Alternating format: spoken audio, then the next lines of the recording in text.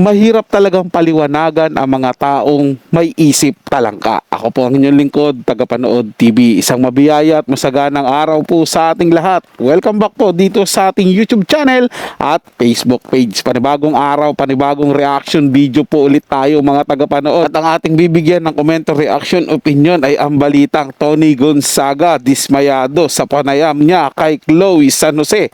At ito po ay galing sa channel ni Showbiz Trend Update.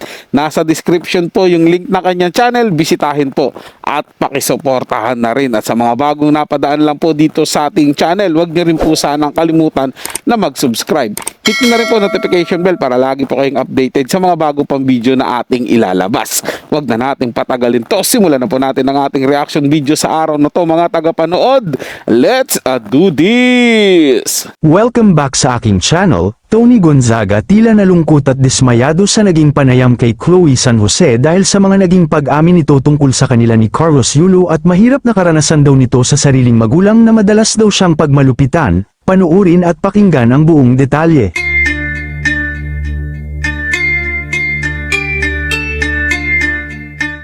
Umani nga ng samut-saring reaksyon ang naging pahayag ng controversial content creator na si Chloe San Jose dahil sa mga naging pahayag nito nang makapanayam siya ni Tony Gonzaga sa YouTube channel na Tony Talks.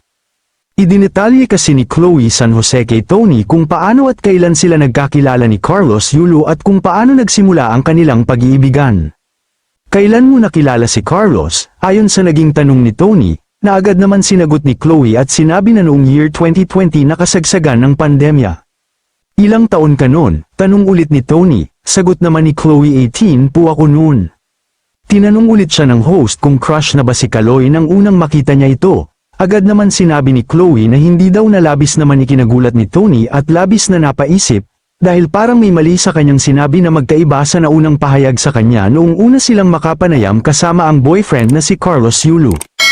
Ayon sa dalaga, hindi po sabi ko, mahal hindi totoo na fan ako nung nag-message ako. Parang sa akin po, sinabi ko yun kasi parang it's a way to connect para po siguro mapansin po na, oy, fan ito, baka mapansin, parang ganun po. Nang matanong naman ni Tony nang mag-reply sa Chloe sa kanya ay kung nagtuloy-tuloy na daw ba, agad naman sinabi ng dalaga na, uy nag-reply tapos yun po nagtuloy-tuloy na po.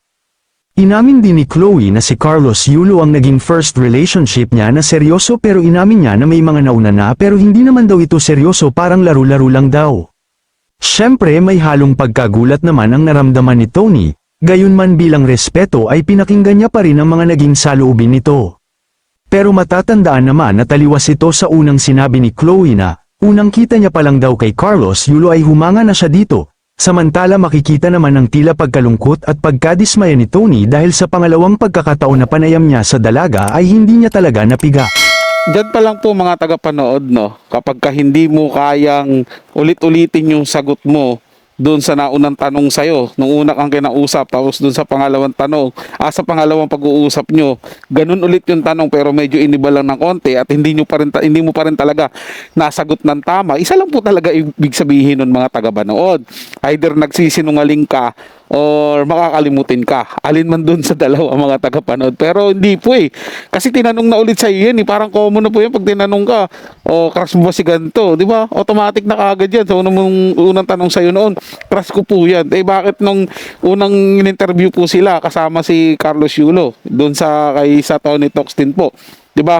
Yung sagot niya doon is unang kita niya pa lang crush niya na daw po si Carlos Yulo. Tapos nung solo niya na interview kay Tony Gonzaga, ang sagot niya ay hindi po.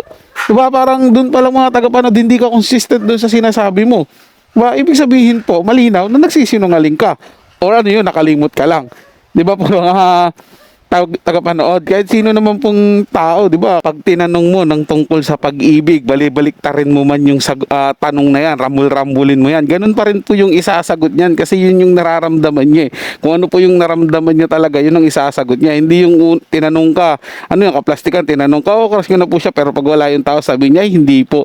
Ganun po ba yun mga tagapanood? At ito pa yung nakakapagtaka, di ba? Sinasabi ni Chloe San Jose na first boyfriend niya nga daw itong si Carlos Yulo. Pero nung nung tinanong ulit siya ni Tony G sa pagbabalik niya, yung solo niya na lang po interview kay Tony G, sinabi niya naman na marami siyang naging relasyon noon. So doon pa lang po talaga mga tagapanood, mag-iisip ko na kung alin doon yung tunay sa mga kwento ni Chloe San Jose, alin doon sa mga sinasabi niya yung may katotohanan. So yun lang po mga tagapanood, nagustuhan nyo po yung ating talakayan sa araw na to, at kung kayo bago lang po na napadaan dito sa ating channel, huwag nyo po sanang kalimutan na mag-subscribe.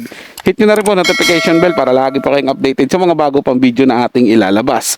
Share, like, and comment din po kayo mga tagapanood, atin yung babasahin at pupusuan. So hanggang sa muli po, ito yung Tagapanood TV. Komento at opinion lamang, wala pong personalan. Paalam po at mabuhay po kayong lahat.